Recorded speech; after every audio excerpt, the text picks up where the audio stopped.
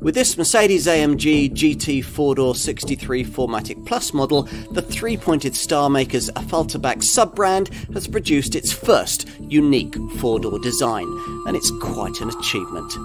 Here you're going to see the industry's most detailed film on this hugely impressive flagship AMG contender. So what might the most powerful mainstream production model in Mercedes history be like to drive? Well, it's savagely quick, of course. This top 639 horsepower S model generates 900 Newton meters of torque and gets to 62 miles an hour in just 3.2 seconds en route to 196 miles an hour. While the alternative 585 horsepower standard variant is almost as quick. The acceleration times assume you're using the provided race start mode in the 9-speed speed shift MCT AMG Auto gearbox, which comes with perfectly sighted steering wheel paddle shifters and software that blips the throttle on downshifts to the evocative accompaniment of popping and banging from the switchable AMG performance exhaust system.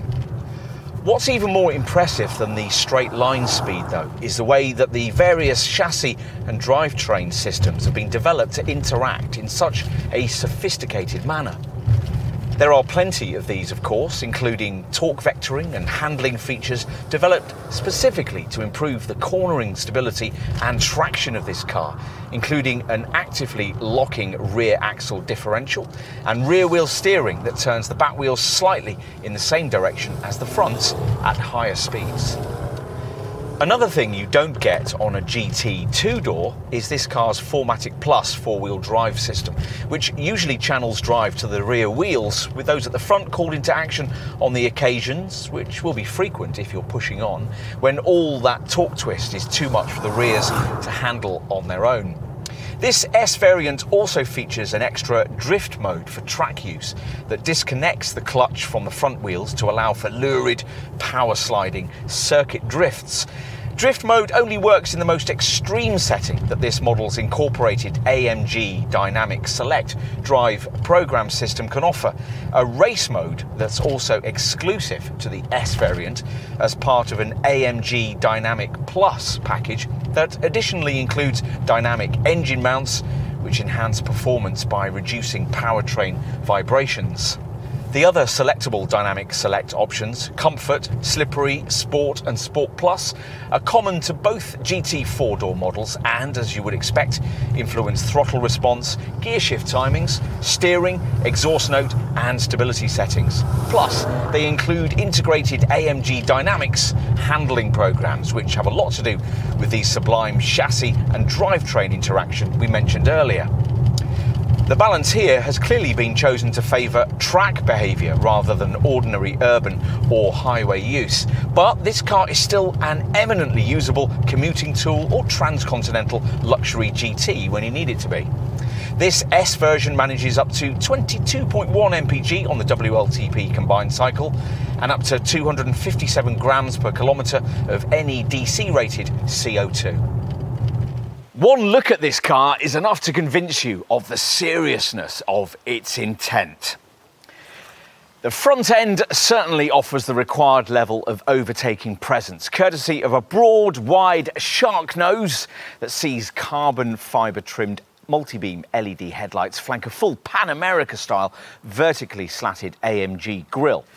And in profile, well, it's certainly a lot more of a four-door coupe than is the CLS, aided to some extent by the fact that despite its name, this car is actually a hatchback rather than a saloon. The roofline sweeps back more aggressively than that sister model, and the glasshouse is longer and wider.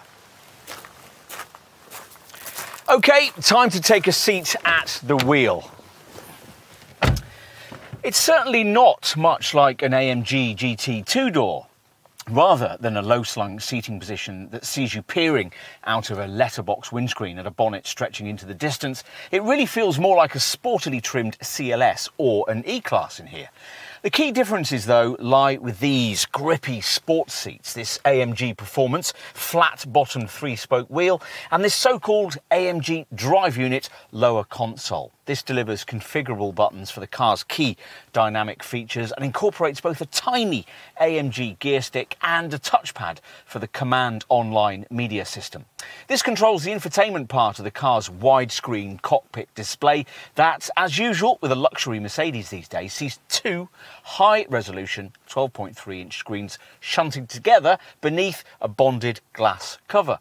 The right one is a virtual instrument display, which can be configured with a bespoke AMG Supersport single-dial layout focusing on a large rev counter incorporating a digital speedo.